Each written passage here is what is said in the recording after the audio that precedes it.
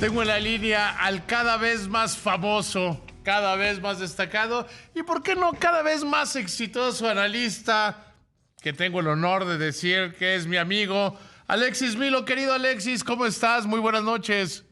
Hola, querido David, buenas noches. Muchas gracias por tus palabras muy generosas. A ver, ¿en qué soy injusto? Tu En todo. consultoría cada vez va mejor, ¿no?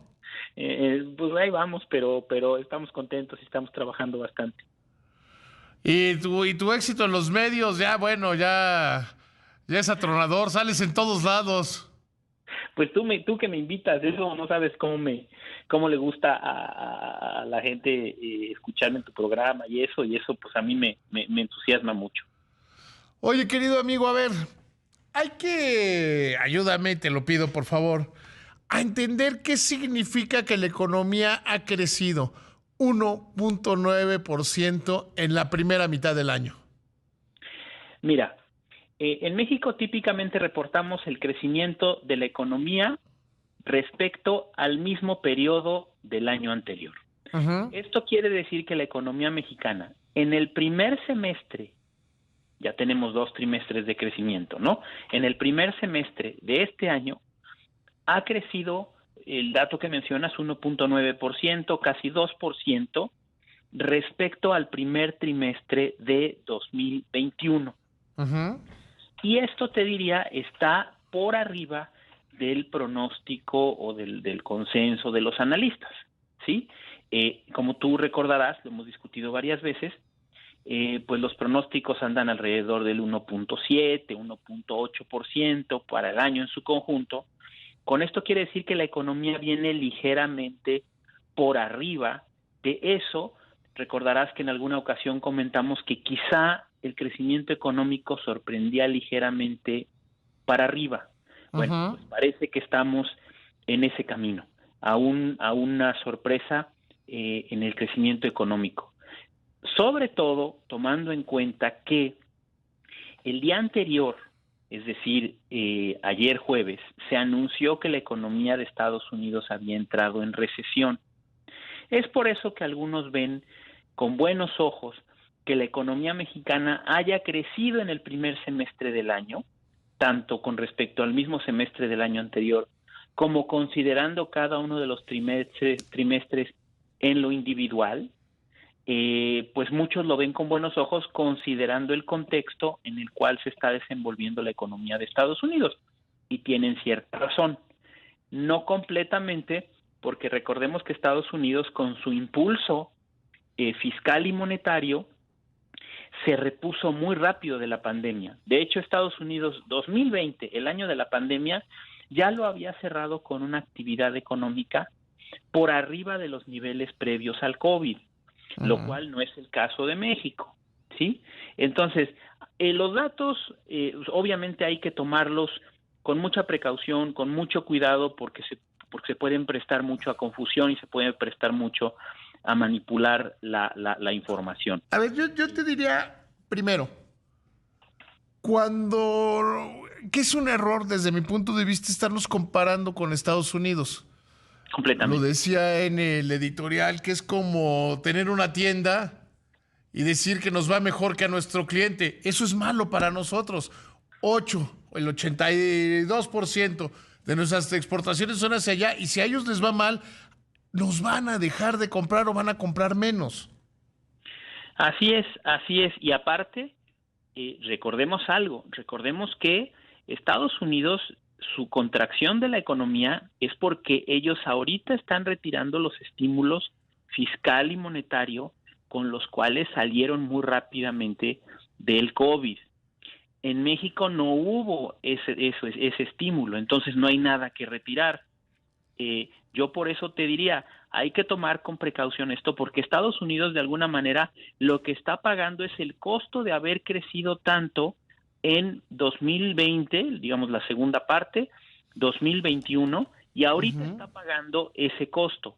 Nosotros no crecimos en esa época. De hecho somos el país de América Latina que digamos trae la recuperación más lenta de todos, en comparación con cualquiera de los países de América Latina que me menciones, ¿no? Y obviamente Estados Unidos no es aparte de América Latina, pero es el mismo caso. Entonces, es un poco lo que estamos viendo con estos datos. Creo que es buena noticia que la economía mexicana no se esté contrayendo ante una recesión en Estados Unidos. Creo que eso es algo bueno. Y hay que tomar estos números de crecimiento, creo que son positivos, pero no son números que digamos representen una recuperación rápida de la actividad económica en México. Alexis, a ver, ayúdame a explicarle a la gente. Muchos están diciendo, si crecemos al 2% el segundo semestre, habremos crecido al 4%. No, pero No, explícale por qué. porque mira, en este caso el 2% quiere decir que toda la actividad económica del primer semestre con respecto a la del primer semestre del año pasado creció 2%, ¿sí? Si la actividad en el segundo semestre crece a 2% también, que es el ejemplo que tú estás poniendo, respecto al segundo semestre del año pasado, quiere decir que la actividad en el año en su conjunto creció 2%, no 4%, porque no se suman, ¿sí? Entonces, es importante esto porque es la diferencia entre tasas anuales y tasas trimestrales que a veces nos ponen un poco de confusión. Es como si, por ejemplo, este año, el primer semestre, yo tengo 2 pesos y el primer semestre del año pasado yo tenía 1 peso. ¿Cuánto tengo más? Pues tengo el doble, ¿no? ¿Por qué? Porque en el primer semestre tengo 2 pesos y en el primer semestre del año tenía 1. Si en el segundo semestre tengo otros 2 pesos, pues ya tendré 4 en todo el año. Y si además el segundo semestre del año pasado tenía 1 peso, quiere decir que pasé de 2 a 4, el doble en todo el año, que es el doble que yo ya había visto en el primer semestre de este año. Digo, sé que son cosas un poco complicadas. No, pero es necesario entenderlas, Alexis. Es necesario que la gente ponga atención.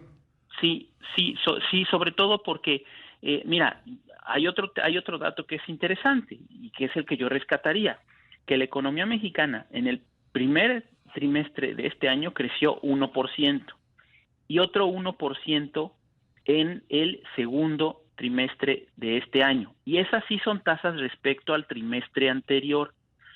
Si mantuviéramos este ritmo, David, ahí sí muy probablemente terminaríamos creciendo muy por arriba del 2%, probablemente arriba incluso del 3% si se mantiene más o menos este ritmo. Ese es buen dato. El 1.9% realmente no nos dice mucho, porque es respecto al mismo semestre del año anterior. Es como si tú comparas la velocidad que te hace desde la Ciudad de México a Cuernavaca, ¿sí? En todo el trayecto, y la compararas con a cuánto vas solamente en un tramo. Puede ser que En la zona de rectas. Ándale, vas en la recta y vas muy rápido, y eso quiere decir que vas, digamos, a 100 kilómetros por hora. Ajá. Eso no quiere decir que tu velocidad en todo el trayecto sea de 100 kilómetros por hora. Sí, porque luego llegarás a la zona de curvas de la pera y que no Claro. podrás ir a más de 40. Ahí vas a ir más despacio. Entonces tú dirás, oye, un tramo yo iba a 100 kilómetros por hora, pero cuando veo todo el viaje a Cuernavaca, pues resulta que iba yo a 60, ¿no? Porque se promedia, digamos, la parte de las rectas con la parte de las curvas. Las tasas anuales, haz de cuenta que estamos diciendo cuánto me hago de aquí a Cuernavaca, ¿sí? Todo en promedio de todo el viaje, ¿sí? Que incluye rectas, curvas, subidas, bajadas. Las tasas trimestrales son solamente para un tramo.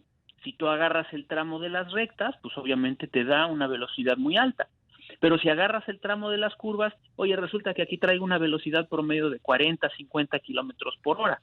Entonces depende cuál parte tomes. Por eso yo rescataría, y esto digo que no es mala noticia, cuál fue el crecimiento en cada uno de los 2 primeros trimestres del año. Porque los 2 tramos individuales que tenemos pintan bien. El 2% es también buena noticia, pero bueno, es una tasa relativamente baja para el crecimiento ya de largo plazo de la economía mexicana, que es más lo que miden las tasas anuales. Hoy, a pesar de que disminuyó la estimación del crecimiento de la Secretaría de Hacienda, hoy el subsecretario Gabriel Llorio dijo que se establece un piso de 2% para el crecimiento de la economía. ¿Tú cómo lo ves? Mira, yo creo que tiene razón. Eh, ¿A qué se refiere el subsecretario? Hay que ponerlo en contexto. Lo que él dice es, si estos 2 trimestres, los 2 primeros del año, fueron relativamente buenos y esperamos que la economía mexicana esté un poquito mejor en la segunda parte del año, quiere decir que deberíamos de crecer en todo el año en al menos este 2% del que se habla hoy. En ese sentido, el subsecretario, más que un pronóstico, lo que está haciendo, pues es un cálculo aritmético en el cual tiene razón, ¿no? Si la economía está mejor en la segunda parte del año, pues quiere decir que habremos crecido al menos este 2%. Es decir, si ya vas llegando a Cuernavaca y ya llevas un promedio de 80 kilómetros por hora y lo que te quedan son rectas, donde puedes ir un poco más rápido, pues quiere decir que te habrás hecho al menos 80 kilómetros por hora, porque ya lo que te quedan son rectas. Ese es un poco el argumento que está. A ver, pero aquí hay muchos que están diciendo que la segunda mitad del año va a ser mucho más complicada. Eso es otra cosa. Digamos, las tasas que tenemos hasta ahorita nos dicen que vamos en camino para crecer arriba del 2%, con lo cual yo estoy de acuerdo. Ahora, si pensamos que la recesión en Estados Unidos nos puede empezar a pegar, ¿no? Por ejemplo, hay que ver esta semana que viene, el viernes sale las exportaciones de autos, que ya salieron un poco mal en junio. Vamos a ver el dato de julio. Si las exportaciones de autos siguen bajas, porque en Estados Unidos ya empieza a morder la recesión, entonces sí habría muchas razones para pensar que la segunda parte del año va a ser menos buena que la primera.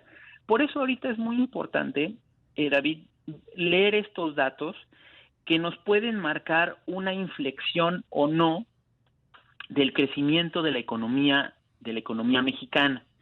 Te digo, vienen datos interesantes. La próxima semana viene esto que te mencionaba de los automóviles, viene también confianza del consumidor, vienen algunos datos macro que se consideran, digamos, que adelantan la actividad económica, ¿no?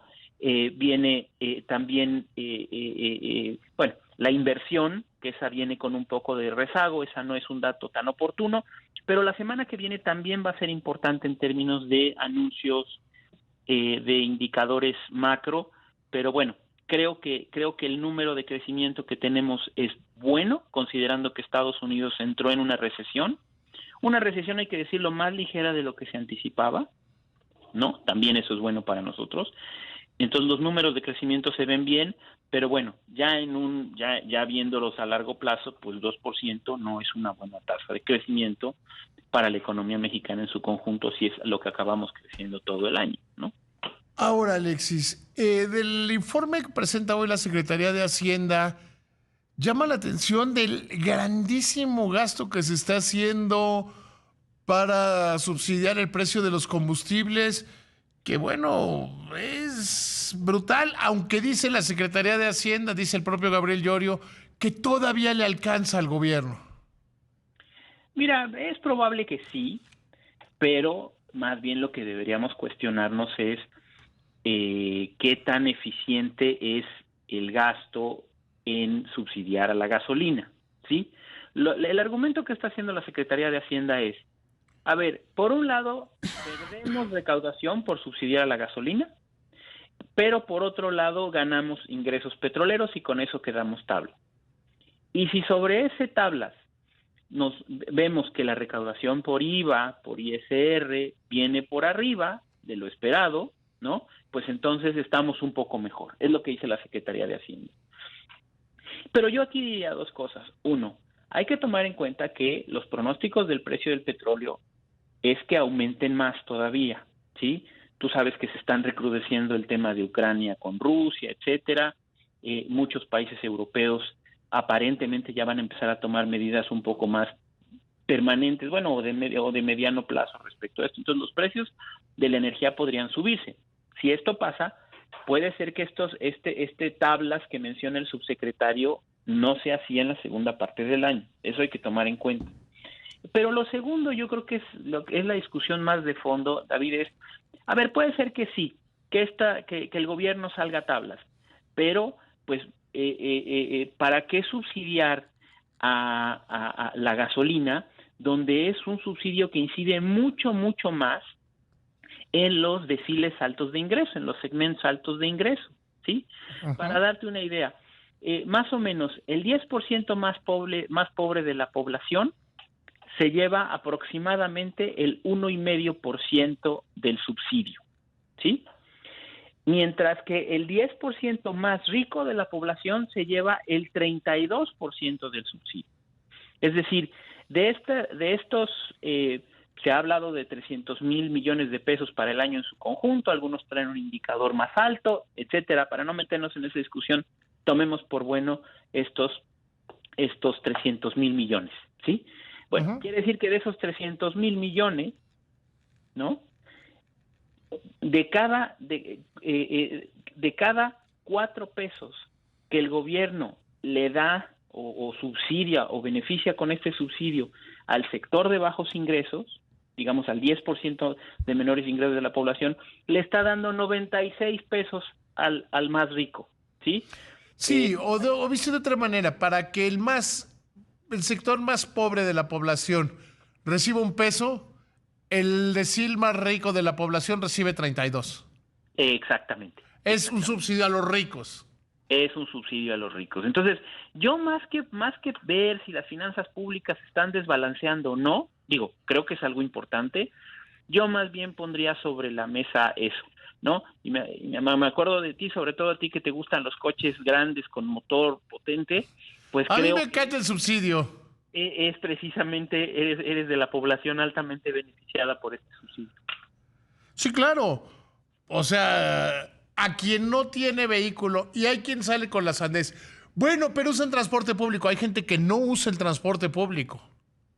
Sí, en los deciles más bajos de ingresos, la movilidad es muy baja, entonces no usan el transporte público, pero sí les afecta en el tema de todos los precios. Exactamente, exactamente. Ahora, hay que recordar que más o menos el 50% del consumo de la gasolina en México la realizan los consumidores, y el otro 50%, es decir, los hogares, y el otro 50% es el servicio de transporte de carga. Está bien, es parte de los insumos, pero si lo que el gobierno está diciendo es que esto del subsidio de las gasolinas lo hace para contener la inflación al consumidor, pues entonces solo la mitad del dinero que está gastando termina directamente en manos del consumidor, y además del consumidor más rico. Pero independientemente de eso, solo la mitad termina en manos del consumidor y la otra mitad termina en manos de empresas o autotransportes que podrían acomodar esto dentro de sus costos o reducir sus márgenes o beneficiarse de otro tipo de subsidio a la gasolina por parte del gobierno. Entonces, yo te diría que evidentemente esto pone o hace más frágil las finanzas públicas, eso es indudable. Aunque el gobierno esté saliendo tablas con estos precios del petróleo, debería estar haciendo o debería estar rellenando los fondos de estabilización, cosa que los números que publicó hoy la Secretaría muestran que el fondo de estabilización de los ingresos petroleros no ha crecido, ¿sí? Y además de eso, pues es un subsidio claramente... Sí, no, y es algo que no se sostiene en el largo plazo. Así es. Recordarás que hace muchos años, ni tantos, pero el precio de la gasolina, el precio internacional aumentó tanto que el gobierno no solamente sacrificaba recaudación, sino que además daba un subsidio. Uh-huh. Eran los famosos años estos del IEPS negativo, ¿no? el IEPS negativo, que lo que quería decir es que de cada litro de gasolina que tú le ponías a tu coche, el gobierno no solamente no te cobraba por ese litro de gasolina, Te el daba gobierno dinero te por usar daba tu coche. te daba dinero por usar tu coche. Entonces, ese era ya no nada más digamos, un impuesto cuya estructura beneficiaba a los ricos, sino que además subsidiaba a los ricos, ¿no? Te premiaba por ser rico. Alexis, te agradezco muchísimo que me hayas tomado la llamada. Nos escuchamos muy prontito, ¿te parece? Muchas gracias, querido David. Un fuerte abrazo. Hasta luego, querido amigo.